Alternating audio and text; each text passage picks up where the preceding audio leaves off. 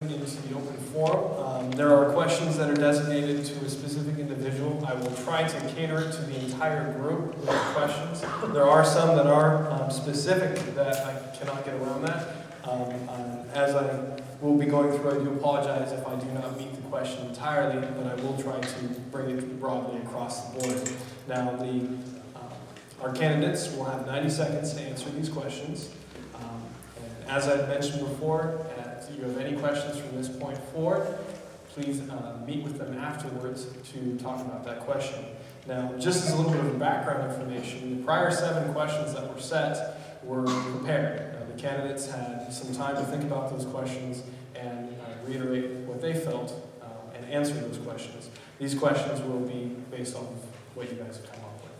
So to start it off with, I'm going to start with a grant question, and this is directed at everyone. Grants are not guaranteed, and despite popular belief, they are not free money, and they always go away. How will you pay salaries and benefits when the money is gone in 2 years? If a grant is given to hire more people, what happens to them when the grant money is gone, and there is not enough money to budget to keep them? Jeff, I'm going to open it up to you first, 90 seconds to answer the question.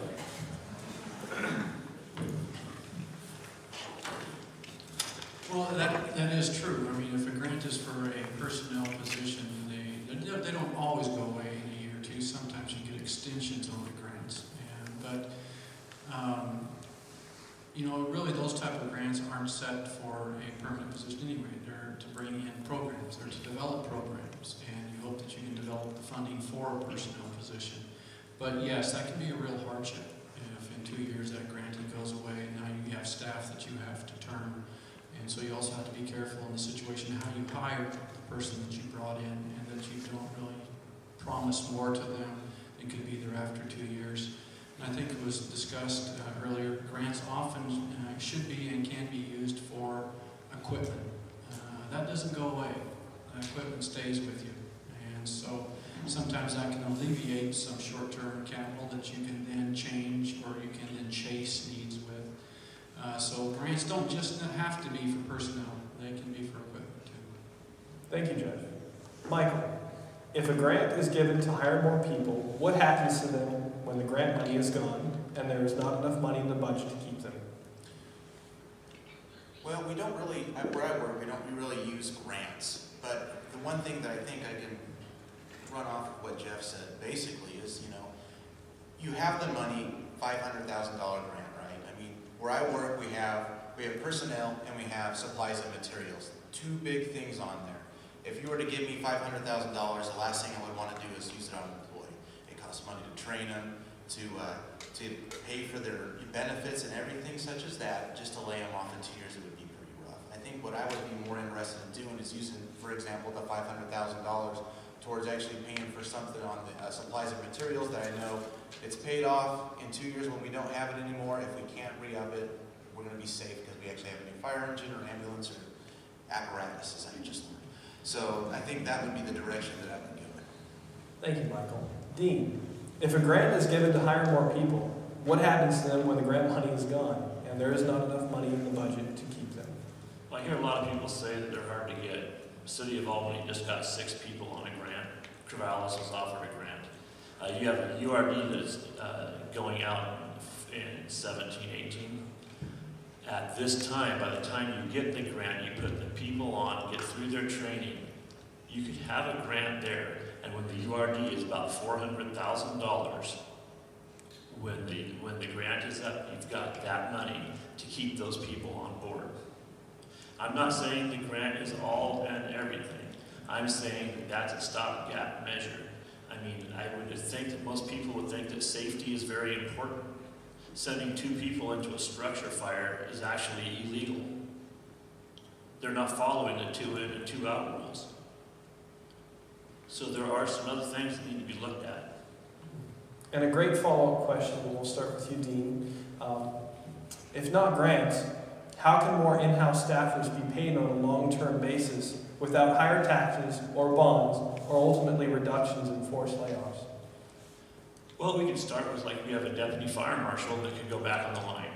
He's a paramedic, okay, bump him back to the line.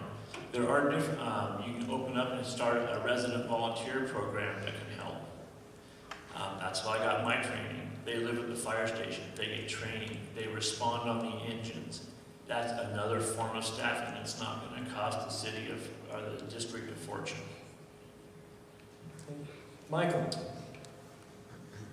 how can more in-house staffers be paid on a long-term basis without higher taxes or bonds or ultimately reductions in forced layoffs? Well, you know, I think you do have to get creative. I don't think you could actually have an answer right now that will last forever. You know, one of the ideas that I thought of, that I'm not sure is set, you know, is perfect, but I mean, you can always go to, like, for example, we have the 1,000 transports for the hospitals. They're a big moneymaker. They use our resources in the city to transport their patients to other places. I know that in the sheriff's office, we've set up contracts to help bring in revenue to help out.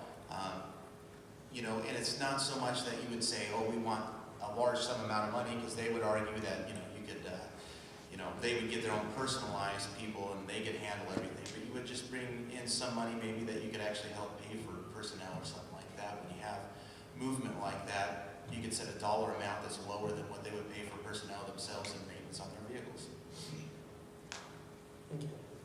Jeff, how can more in-house staffers be paid on a long-term basis without higher taxes or bonds or ultimately reductions in forced layoffs? Well, we have, during this, again, the issue or the creation of the standards of coverage, we set up listings of priorities in our communities. There is no new funds coming in per se, so if you're going to reallocate staff, it's going to have to be, you're going to have to make the priorities. You're going to have to choose what you want them to do. The other way maybe is to,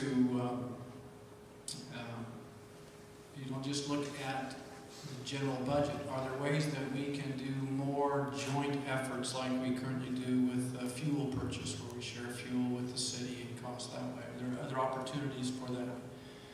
But the bottom line is typically we only get X amount of dollars, and we have to choose the most efficient way to do this. And if it shows that we have to increase staff in one area, well, we're going to have to cut something in another area, and we better be following the list of priorities that our community has set for us. Thank you, Jeff. And then follow-up question. Experience is an important part of creating a budget. What experience do you have individually with creating budgets and being on a budget committee?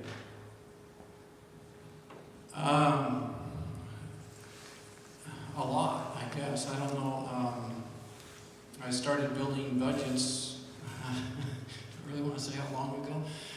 In college was my very first experience, and I graduated from college in 1976, so all of you good budget people can math that one out today.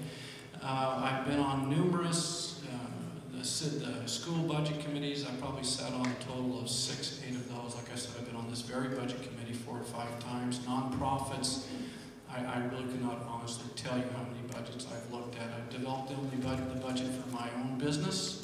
I understand how the funds have to flow from one account to another. I'm comfortable with all the terminology of the budget. I've actually contacted the government standards for our own district to make sure the terminology was accurate, and I have no qualms talking with any level of person about those terms and how they are to be allocated. So I feel extremely comfortable on the budget. Thank you, Jeff. Michael, tell us a little bit about your experience with budgets. Well, first off, I think I should have gone first on this question because it would have made me look better. I'm 33 years old. I've been a first sergeant now. I've been in supervisory role for about 5 years. At the sheriff's office, I think it's pretty, it's touch and go as far as a budget. It's kind of a living, breathing thing. I mean, you think you can be making budget now, and then 3 months later, you're not. You know, thank goodness right now we're actually headed in the right direction. But, you know, with dealing with budget, I think I have touched on it a little bit. I am a rookie, you could say, on this area. You know, I've been on the tail end of, we no longer have $1,000, you need to go make this work kind of thing. So I'm more of a reactionist, more on this board than anything else. I think I would relay on more experienced people to handle the budget issues until I was up to speed. Thank you. Dean, tell us a little bit about your budget experience. Most of my budgeting experience comes from basically municipal municipal of just ordering $60,000, $70,000 worth of supplies and dealing with that kind of stuff.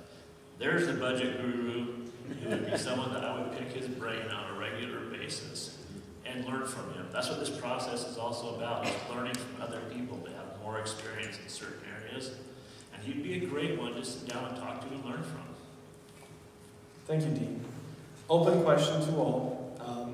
Some of the concerns expressed with the general populace is the split unities within a union. Please define what commitments you have to a union if involved in one, and how you would impact the district in the new board as a board member. Yes, I am currently a union firefighter with the city of Albany. But the union has zero effect, no matter what's been put in the paper or someone's running around blabbing about.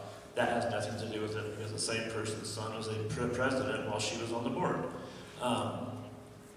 Also, this is about community and community safety. I have yet to hear those same people mention anything about community safety, about the ability of our people to be safe in their response modes or anything like that. Let's drop the union management issue and go straight to the issues that affect our community, our safety, and what we can do to better Lebanon in a growing district. Let's try working together instead of pointing fingers and trying to run some nasty type of campaign. Let's hook up hands, let's sit down, and let's work something out. Let's be adults and grow up and handle this together. Thank you, Dean. Michael. With regards to unions and your involvement with unions, where do your loyalties lie? And what are your thoughts on the union, and how would it impact your decision as a board member? Contrary to popular belief, I am not actually in a union. I haven't been since 2008 when I got promoted to sergeant. You know, I don't know if it's something special in Lebanon, but everywhere I work where there's a union, there's conflict. It's one side against the other. You always have one wanting money, the other one not wanting to give money. It's life. I don't know if there doesn't exist. The one thing that I would have zero tolerance for is when it actually affected the public. But you know what? I think deep down inside, from talking to the people from the Lebanon Fire Department, from the chief down, I don't think that that's in their head either. I think when they come down to it, they want that. And, you know, I'm sorry that had to come out. I think this is ridiculous. You know, what are we here for? We're here to serve the community. And, you know, people are putting in this, that there's a problem in the union and the management. Where isn't there? You know, people need to just worry about making people safe. And, you know, communication would actually help out in that issue. Thank you, Michael. Jeff, your thoughts? Well, I don't belong to a union. I don't give a whole lot of thought about that particular process, really. I'm going to sit at the board, and I'm going to listen to what's being brought in front of me, and I'm going to make my judgments based on the perspectives and the arguments that the people bring to me. I'm going to weigh that against the priorities that's set by our community and how we can fund it and how we can deal with it. If it becomes an argument between, an emotional argument between a union and administration, then you'll probably see my calm, direct influence in the meeting and get over it. I mean, we have problems. If you start escalating those problems with emotional conflict, we're going to have bad solutions. And we just can't afford that, especially going forward with weaker funding and growth. We can't afford arguments, we need solutions. And so we need to communicate. Thank you, Jeff. And Jeff, question to follow up, and this will go to all of you. Talking about growth, how do you think the building of the Veterans Home will impact the district? Well, if I remember, it's a 150-bed home. Does that sound correct? Well, and it's going to have more than just the home itself. There's going to be the additional residents from employment. I mean, that's going to be a 3-shift job, I bet. And I don't know what the ratio is between resident and staff, but I imagine it's a fairly high one. So we're going to have employment growth. So we're going to have more homes. We're also going to have a convention center out there at the medical school and a hotel. We're going to see risk, the size of our risk, and the catastrophe level of our risk grow quickly. So how does that affect us? allocating our resources and our staffs correctly is going to put more stress on just the general efficiencies of our organization. So as a board, we're just going to, we don't really have a choice. If you elect us as on the board, we have to be aware of that growth. Do we know it will be immediately? No, because it's growth. We don't know how fast, we don't know what pace it'll grow, so we just have to be flexible and attentive. Thank you, Jeff. Michael, how do you think the building of the Veterans Home will impact the district? I think you're going to get more business. I think it's one of those things where you're just going to have to, handle it as it takes place. I think, let's see, how do I think about this? I got another minute and 30 seconds, so I'm going to take my time. Those people are in our community. We have standards. We have, as a fire department, they're going to want to actually make sure that they're helping every single person in this district. I think that it's going to put weight on the ambulances. I think it's going to put weight on the stress load. You already heard earlier that you're going to have more transports. You're going to need more bodies. So you're going to have this huge problem that, it's just going to have to be tackled as we see it. I don't know if we've ever had any other type of thing like this in our community. So I think it's just going to be handled as it takes place. Thank you, Michael. Dean, how do you think the building of the Veterans Home will impact the district? Oh, it's going to impact it. It's going to impact Lebanon in both positive and negative ways. It's going to increase some of our employment, but it's also going to put a higher stress on city services, from water and sewer to public works to fire. You can guarantee their call volume is going to go up even more. And at this point, we're going to have to see how it works out. Sometimes those residents also have private contracts with outside ambulance to do their transfers specifically for vets homes. So that may be something that will take a little ease off the fire district. Thank you. Transitioning a little bit, we've all expressed concerns about whether or not we're able to truly meet all the needs of our current area. Do you feel the current operational staffing levels allows for adequate protection for the citizens of the LFD serves? And then how can this be improved? I honestly do not feel it meets. It is not adequate for the current staffing. When you've got an elderly lady laying on a floor for 15 minutes for an ambulance from Albany because they have nothing to send, I don't think that's adequate. When you're sending a one-person engine to a structure fire because everybody's on transfers or on medical calls, that's not adequate. I think that, through a cooperative working with both the chief, the board, and the members of the department, maybe we can find solutions. It's going to take cooperation, and it's going to take open communications with each other to move forward with this.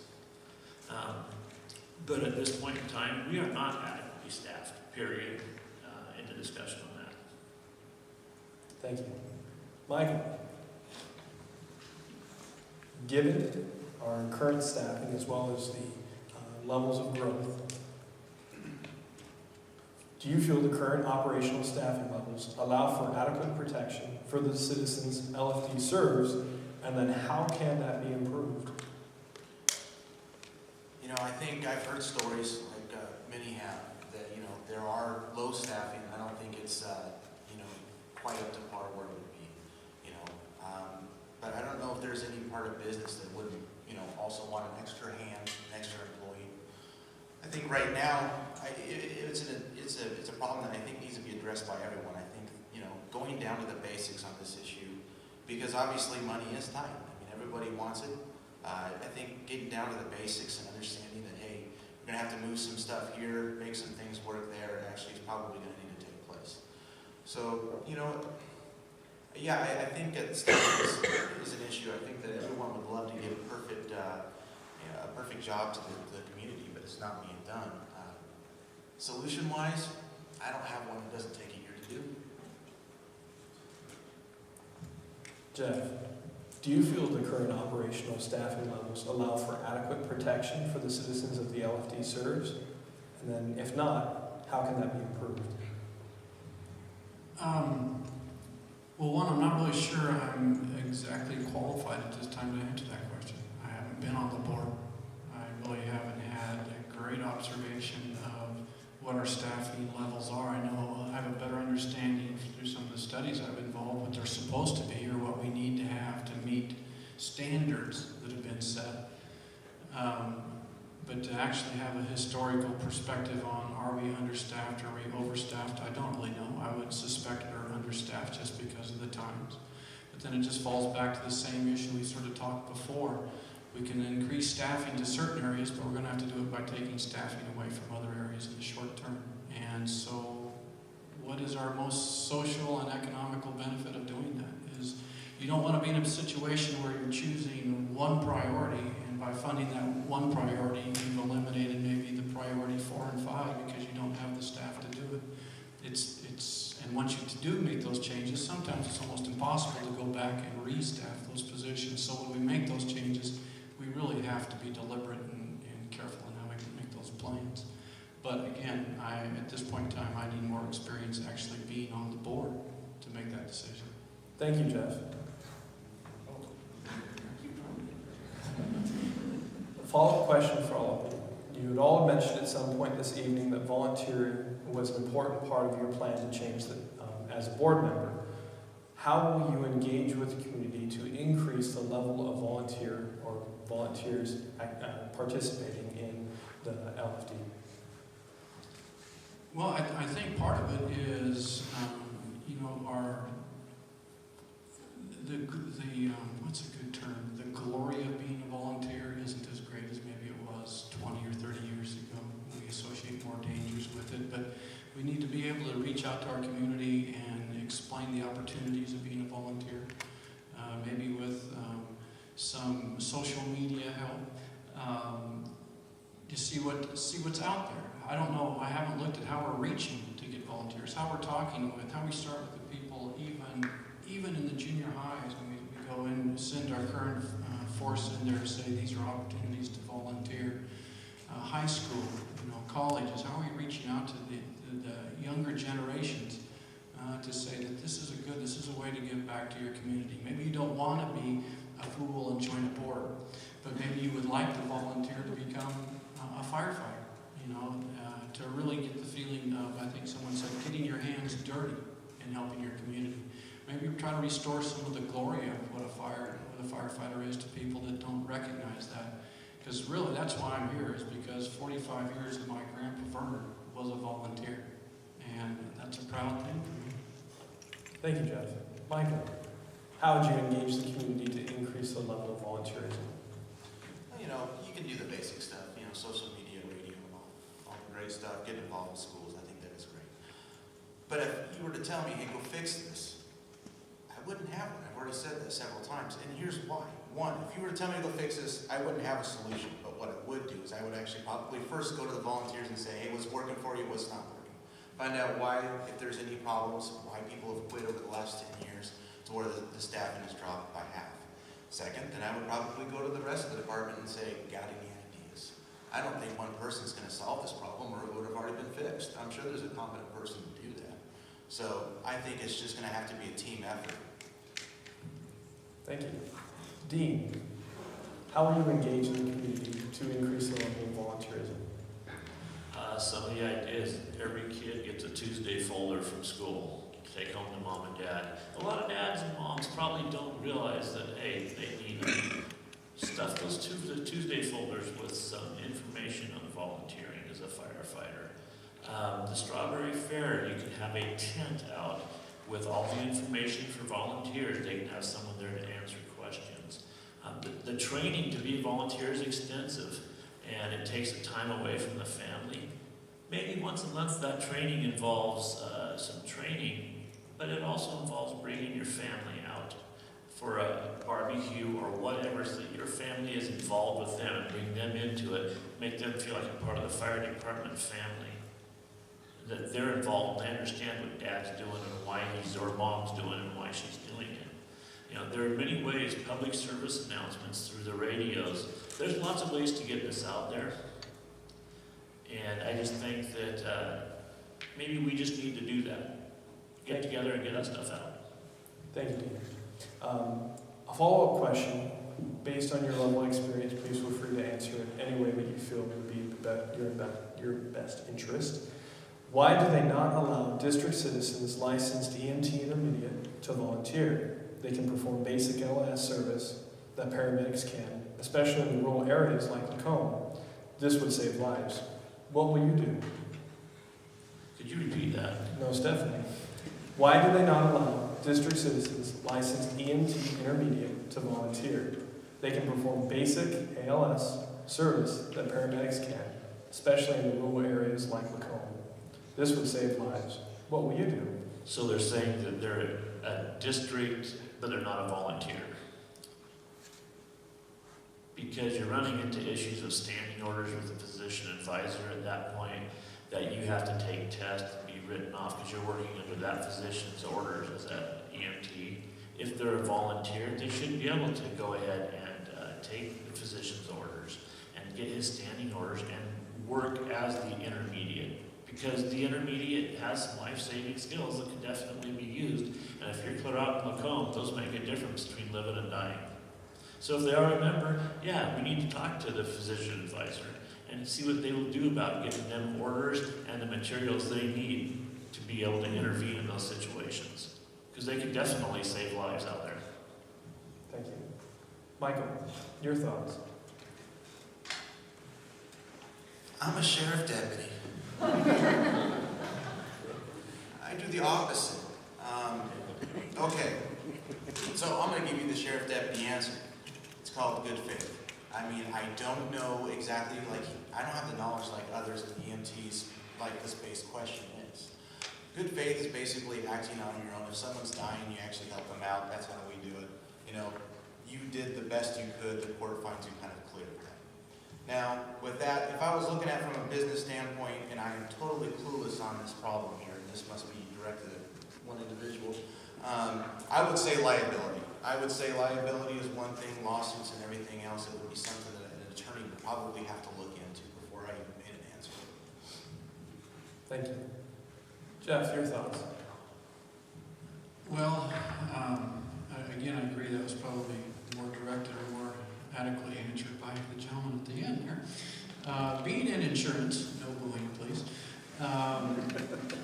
litigation has got to be a huge issue. And not just the people who are participating in the act, but how does that affect the contracts that our department has with our own insurance carrier? Are we meeting those standards? Are we going to avoid your insurance jargon? I apologize. But are we going to avoid coverage if we don't follow the proper protocol and process? I don't know the answer to that, but if we're just having trained volunteers appear on site without proper supervision, without the proper going through the channels, I can see where that could impact litigation or even generate litigation if somebody saw that as someone who didn't meet the standards. Thank you. Can I pass it or No. Jeff, question to you. As we pointed out, each of you have discussed something that you find interesting. If elected, what do you feel you would like to leave as your legacy?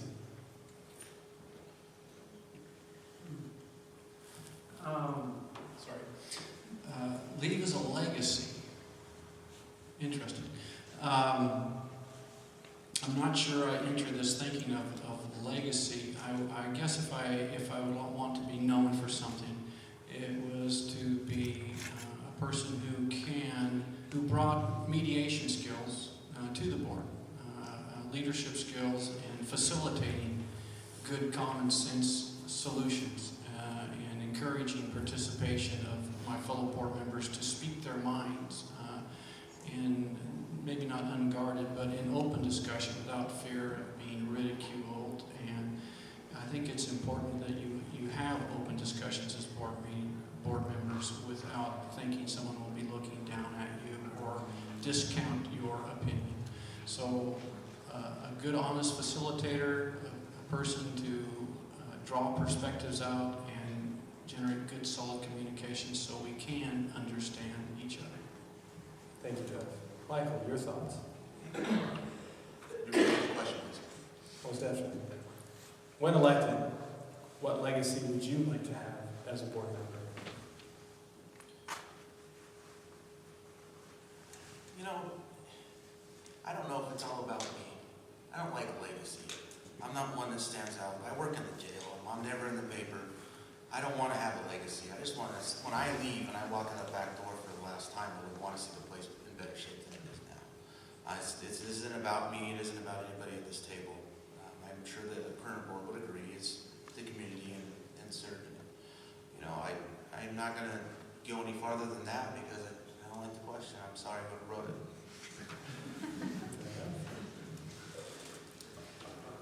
Dean, your thoughts?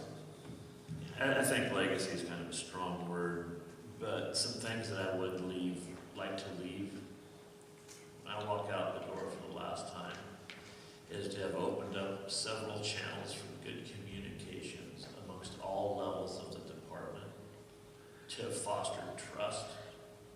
And when I walk out the door, that not one firefighter, paramedic, or anybody will have been hurt or killed while I was on the board. Dean, last question for this evening. What are some areas of opportunity that you feel are in our current board? And how do you feel you will impact those opportunities? What was that? Definitely. What areas of opportunity do you see in the current board, and how will you impact those opportunities? You know, I think the current board has several areas of opportunity. I do think that, you know, they've got some extremely intelligent people on the board, and that they really are trying to do right. I just think that at this time, it's time for a little newer blood. Some of them don't have the experience in operational stuff, and they're looking strictly budgets. And budgets are super important, but so are so many of the other things. And I feel like I can fit in well and help them learn from them on some of their budgeting and some of that stuff. Maybe they hopefully would learn a little bit from me. Thank you, Dean. Michael, your thoughts? What areas of opportunities do you see in the current board, and how will you impact those opportunities? I think stepping into a board like this, it's going to take some time before you actually step up and work with these opportunities, if this is the direction this question is going in. You know, I don't know. I don't like this question either. I'm sorry. I'm chastising the voters in the front of this panel, but you know, I think I think the board has done a fantastic job. I really don't have a problem with the board itself. I think some of the directions they could have gone in should have changed, but I think that's Monday night quarterbacking, and I'm not a big fan of that either because I don't think it's fair. I'm not worried about the direction the board's going in now. I'm worried about where it's going in the future. So the opportunity will be when I first sit down. If I first sit down, I need to be humble. First sit down and go from that direction. Thank you, Michael. Jeff, your thoughts? Well, this is your last opportunity, so could you repeat the question, please? Most definitely. See if I can word it the same way again. Looking at the current board, what are some of the opportunities that you see, and how will you impact those opportunities?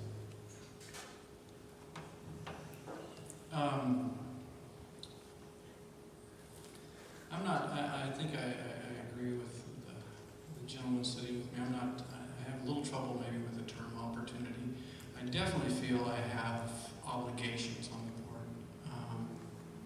Opportunities, you know, there's going to be an opportunity for me to get an education myself in the workings of the fire district and understanding that, I suppose. But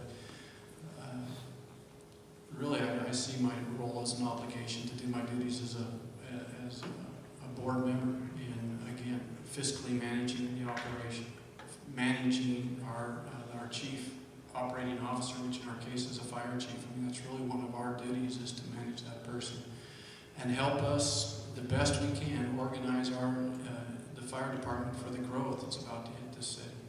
But an opportunity, I don't know. Maybe an opportunity to meet everybody. There you go.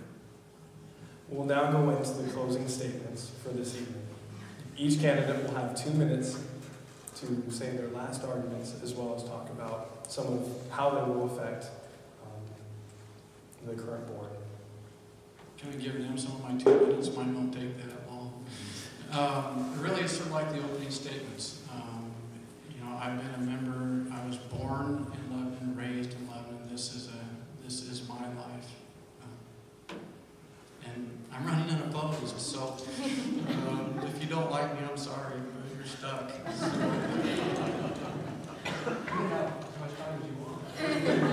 Thank you, Jeff. I'm starting my 3 minutes now. Okay. Ladies and gentlemen, as I spoke through this, you can obviously see that the sheriff deputy doesn't know that much about the fire department. I am a totally innocent person when it comes up here with some of the questions. The ones I didn't like were basically me saying I have no clue what to do here because I don't know what those words mean. So I'm coming in as a person that's concerned about their community. I care about it. I don't do something unless I'm going to give it 100% effort.